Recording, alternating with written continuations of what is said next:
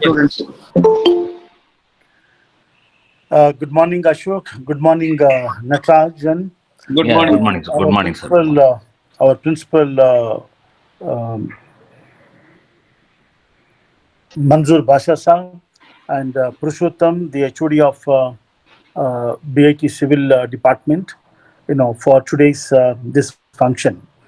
Uh, well, the subject matter today, what I understand, is an opportunity for in construction industry, mainly on the management front.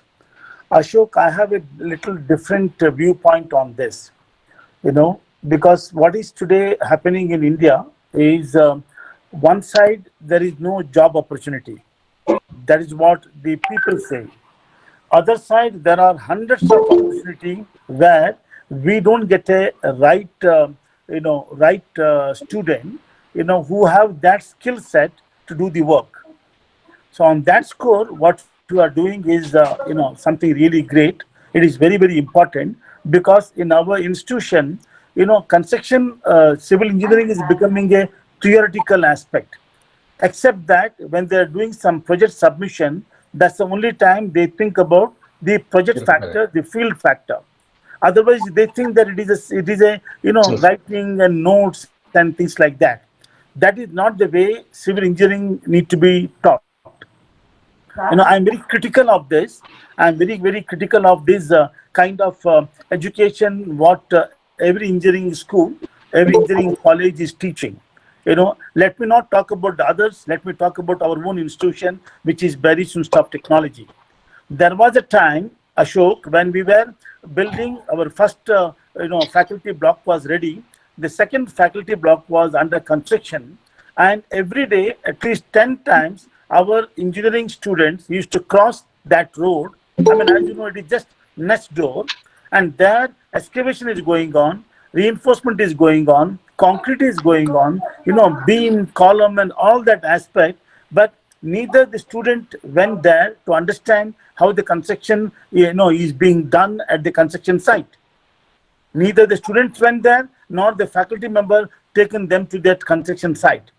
So this kind of a civil engineering teaching is absolutely of no value whatsoever, because we are into the property development. We are dealing with the lots of engineers. We see that, especially the new generation engineers, they think that because that is a wrong message, they should not think, because you are mentioning the management.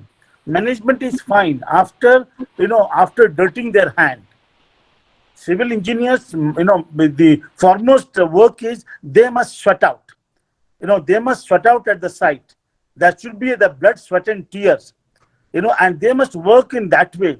Then they can understand. Then they can go about the management aspect and other aspect. Other than, instead of that, simply you come and you expect them to sit in, they expect them to sit in their air conditioned room or a nice accommodation, and they don't want to sweat out at the site. Those civil engineers are of no use, according to me. And this is what we are experiencing in most of our site, especially when you are calling for from our area, not only from BIT, even from other colleges. The kind of attitude of theirs, they think that they have a certificate, so they have already arrived. No, my friends, this talk is mainly to the student. The certificate what we have, and when you come to see the construction site, the way they are working over there, the methodology they are adopting is totally different. Provided you have that inclination, you are ready to sacrifice, you are ready to work on the burning sun, and in that hot weather, in that weather which is not conducive for a good living, you need to work in that atmosphere, in that then you can learn about the engineering, and later on you can become a great a civil engineer. But the way it is happening today, I am sorry to say that, generally speaking, civil engineering, for example, in the COVID-19, people say that, no, you should stay at home and, you must maintain the distance and etc. That is very much so. But in civil engineering or a mechanical engineering, where the construction site is going on, we cannot sit at home. I mean, I travel day in and day out because my business is like that. My work demands me to go to the site, look at the quality, see the methodology, see how we can improve the quality, how we can hasten up the work. So I have to be there at the site. So everything will not play with the same way. So civil engineering essentially means work at site. And when you work at site, then you will understand. When you have a proper understanding of education, the planning, and etc. When it comes to planning, again, dear student, planning is the key of civil engineering. Development of the construction at the site. It is always the planning, but the planning is not from the bookish language. You need to work at least for 1 to 2 years at this site, under the hot sun. Understand the nitty-gritty of the entire construction, right from setting the site to the excavation, to the foundation, to the framework, and then the finishing, then the handing over, checklist. Everything you need to learn. And once you learn that, then you can sit in the office and work out a design, work out a plan, so that with a minimal, people, you can get the maximum output. I will give you a classic example. When you do a planning with the practical knowledge of a planning, not theoretical knowledge of a planning, practical knowledge of a planning, see the difference how it happens. There was a building, need to be built,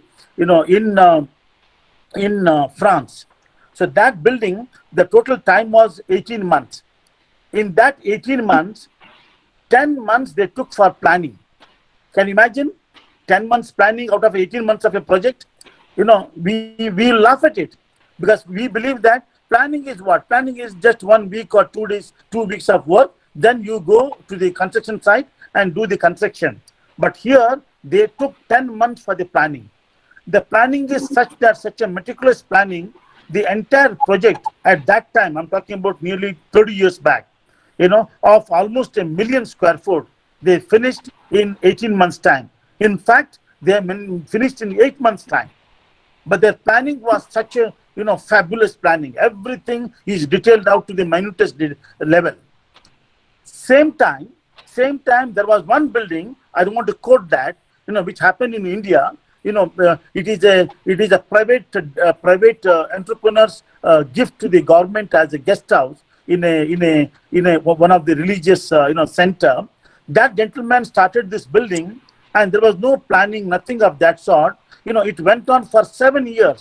To be honest, even today, it is not 100% complete. So that is the essence of planning. Planning is in a complete involvement, and complete involvement will come when you have a practical knowledge. So I call upon the student, and I request the faculty member. You must take whenever you do any subject. Suppose the subject is about BBS schedule, bar bending schedule. Take them to the construction site. Ask them to see how they are working. Ask them to do it. Let them. I mean, they must dirty their hand. Then only they will understand what is civil engineering. When they do the shuttering, when they de-shutter the concrete, and every time wherever there is a new new work, new line of work is happening, you must take them and show to them.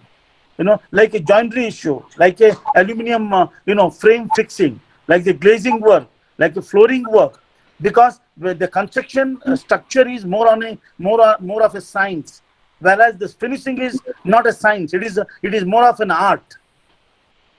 So that is the reason the civil engineers, unless and until they understand the construction methodology at the construction site, at least 1 year.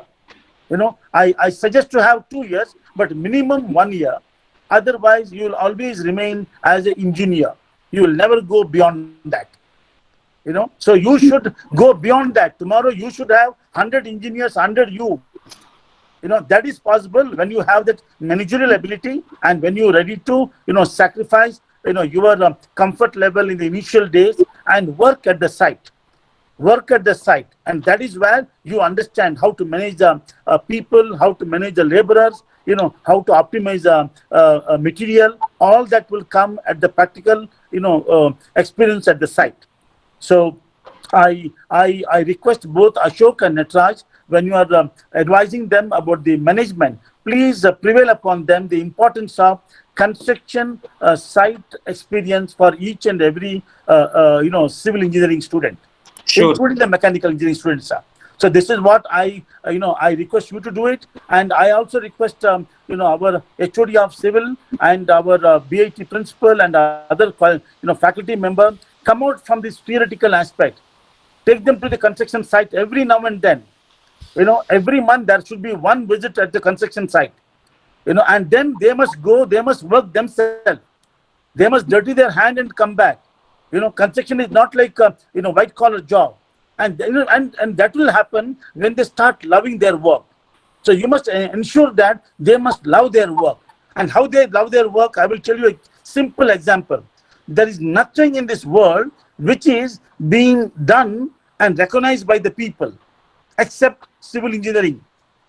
Because civil engineering is the only one which can be seen, and we can feel it and we can admire it for years together. Like Taj Mahal, like Qutub Minar, like here, our own Vidhana Sauda. For example, there are doctors. Doctors help only the patient will appreciate. Lawyers help only the client will appreciate. But civil engineers' work is seen for ages. So when we built a classy project, tomorrow my generation, my generation can come and they can tell them that, this is what built by my great grandfather, or my father, or my brother. That is the uniqueness of a civil engineering. So we must leave that legacy, and that is possible only in the civil engineering field. So realize this unique, proposition of a civil engineering work, and work in that manner. I wish you all the very best, and good luck, and God bless. Thank you. Thank you, sir. Thank you, sir. Thanks for your wonderful words. Thank And you, sir. we're having a very good chairman who is having a wonderful experience on the construction, and he is guiding the people. Thank you, sir. Thank you. Thank you, sir, for your valuable words. It shows your passion in civil engineering. Now, I would like to request Professor Purushottam, sir, to address the gathering about importance of webinars and MOU. Over to you, sir. Good morning, everyone. Is it audible? Yes, sir. People, all. Yes.